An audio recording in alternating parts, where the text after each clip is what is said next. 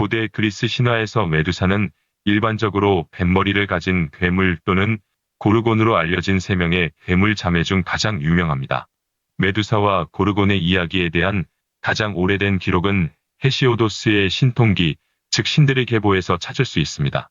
이 고대 작가에 따르면 세 자매인 스테노, 우리엘, 메두사는 포르키스와 케토의 자녀였으며 밤에는 세계 끝에서 유명한 바다를 의미하는 오케아누스를 넘어서 살았습니다. 그런데 그 세 자녀 중에 메두사만이 필사자였습니다. 하지만 그녀는 가장 유명하기도 하며 페르세우스의 손에 의한 그녀의 죽음에 대한 신화가 자주 언급되기도 하였습니다. 그런데 메두사는 어째서 세 자매 중 혼자만 저주를 받았을까요? 그렇지만 헤시오도스의 기록에는 메두사의 기원과 페르세우스의 손에 메두사의 죽음을 제공하였다는 것 이외에 그는 그녀에 대해 더 많은 말을 하지 않았습니다. 그 반면에 페르세우스와 메두사에 대한 보다 포괄적인 설명은 오비디우스의 15권의 시로 표현된 로마 신화를 다른 유명한 변신 이야기에서 찾을 수 있습니다. 그 내용에서 필자인 오비디우스는 메두사를 원래 아름다운 처녀라고 묘사합니다. 그녀의 아름다움은 포세이돈의 시선을 사로잡았고 그는 그녀를 원했고 아테나의 신전에서 아름다운 처녀 메두사를 황폐화시켰습니다. 지혜와 공예 그리고 전쟁의 신이었던 아테나는 바다의 신이 그녀의 신전에서 메두사를 황폐화시킨 것을 발견했을 때 아테나는 자신의 신전에서 그런 일을 벌인 것에 대해 화가 나서 메두사의 머리카락을 뱀으로 변형시켜 복수를 추구했습니다. 그로부터 메두사를 직접 응시하는 사람은 누구나 돌로 변모했다는 것입니다.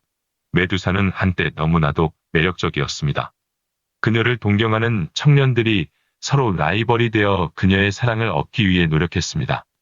그녀를 본 그들은 자신의 연인이라고 주장하였고 더 이상 아름답고 달콤한 얼굴은 없다고 여겼습니다. 그러나 무엇보다도 그녀의 황금색의 긴 머리카락의 매듭이 우아하게 빛나고 흔들리는 것에 그들은 마음 깊이 감탄하였습니다.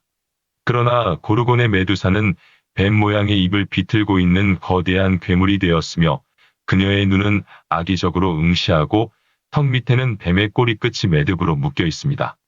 페르세우스와 메두사의 신화는 그들이 싸우기 몇 년 전에 시작됩니다.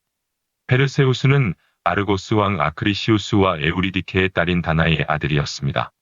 공주는 있으나 왕자가 없어 걱정을 하던 아크리시우스는 예언자를 찾아갔다가 자신이 땅 끝에서 자신의 외손자에게 살해당할 것이라는 신탁을 들었습니다. 겁이 난 아크리시우스는 아직 처녀인 딸이 아이를 낳지 못하도록 청동탑에 가두어 두었습니다. 그러나 우연히 다나에를 발견한 제우스가 금빛 비로 모습을 바꾸어 방으로 스며든 뒤 다나에를 임신시켰습니다. 그 후 다나에는 영웅 페르세우스를 낳았습니다. 아크리시우스는 아이를 두려워했지만 제우스의 분노를 피하고 싶었기 때문에 페르세우스를 죽이는 대신 아기와 딸 다나에를 나무 상자에 담아 바다로 보냈습니다. 제우스의 부탁을 받은 포세이돈은 상자가 바다에 가라앉거나 파도에 휩쓸리지 않도록 보호했습니다. 상자는 세리포스의 바닷가에 닿았고 폴리덱터스 왕의 동생이자 어부인 딕티스가 상자를 발견하게 됩니다. 딕티스는 다나에와 페르세우스를 극진히 대접했고 특히 페르세우스를 자기 아들처럼 잘 길렀습니다. 그러나 딕티스의 형인 폴리덱터스 왕은 아름다운 다나에와 결혼하기 위해 자신과 다나에의 관계를 반대하던 페르세우스에게 메두사의 머리를 가져오라는 위험한 임무를 주어 떠나보낸 뒤 죽이려 획책했습니다. 하지만 폴리덱터스의 기대와는 달리 세리포스로 돌아온 페르세우스는 억지로 다나에와 결혼하려는 폴리덱터스를 죽이고 인정 많은 양부 딕티스를 왕위에 올렸습니다. 페르세우스가 제우스의 아들이었기 때문에 그는 신들의 도움을 받았습니다. 페르세우스는 하데스로부터 투명의 모자를, 헤르메스로부터 날개 달린 샌들 한 쌍을, 아테나로부터 반사 청동 방패를 그리고 헤파이스토스로부터 검을 받았습니다. 이 신성한 선물로 페르세우스는 메두사를 찾아 그녀가 잠들어 있는 동안 청동 방패로 목을 베었습니다. 그때 메두사의 자매들도 같은 시기에 현장에 도착하여 페르세우스를 추격했습니다. 하지만 영웅은 투명의 모자를 사용하여 탈출했습니다. 신화의 다른 버전은 그가 죽은 메두사의 입에서 튀어나온 페가수스를 타고 갔다고 말합니다. 어찌되었건 그 후 페르세우스는 헤르메스의 날개 달린 샌들 또는 페가수스를 타고 날아가 세리푸스로 향했습니다.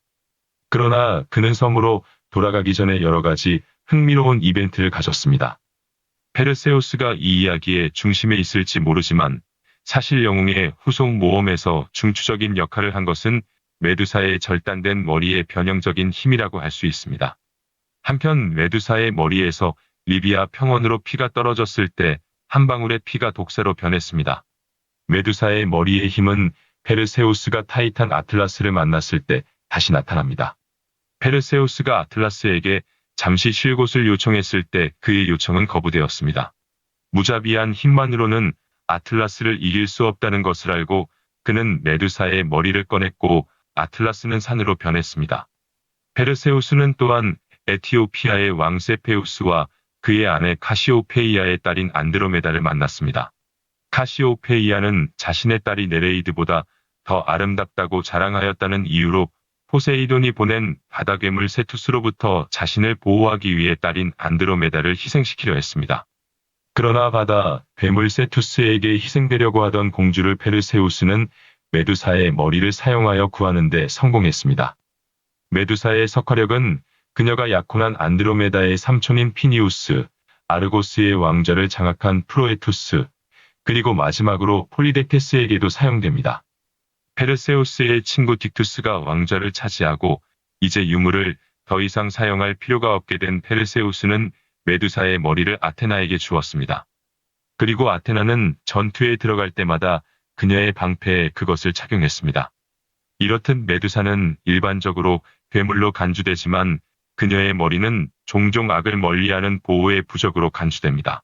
사실 메두사라는 이름은 지키거나 보호하다 를 의미하는 고대 그리스어 동사에서 유래했습니다. 고고학자들 터키 로마 유적지에서 메두사의 대리석 머리를 발굴했으며 거대한 영국 고고학 발굴 프로젝트가 선사시대 로마, 앵글로색슨 및 중세 유적지를 발굴했습니다.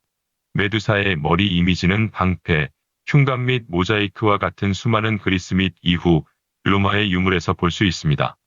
보호용 메두사 머리 펜던트의 한 예는 최근 잉글랜드 동부 캠브리지셔 시골에서 발굴된 서기이에서 4세기경의 로마 유물 형태로 나타났습니다. 2000년이 된 메두사의 대리석 머리는 얼마 전에 터키의 한 로마 상업 중심지에서도 발견되었습니다. 또한 메두사의 머리를 잡고 있는 페르세우스의 이미지뿐만 아니라 그 자체의 머리도 가진 수많은 동전도 발견되었습니다. 오늘날 메두사의 머리에 대한 가장 잘 알려진 이미지는 아마도 이탈리아 패션 회사인 베르사체의 로고일 것입니다. 그리고 메두사는 인기 있는 게임 및 각종 이야기에서 등장하였습니다. 이러한 요인들은 고대 세계의 신화가 여전히 살아있으며 현대 세계에서도 늘 우리와 함께하고 있음을 잊지 않게 해줍니다. 자극적인 이야기들이 넘쳐나는 현대 생활에서 고대의 이야기들은 많은 생각을 하게 해주는 것 같습니다. 오늘의 이야기는 여기서 마치겠습니다. 감사합니다.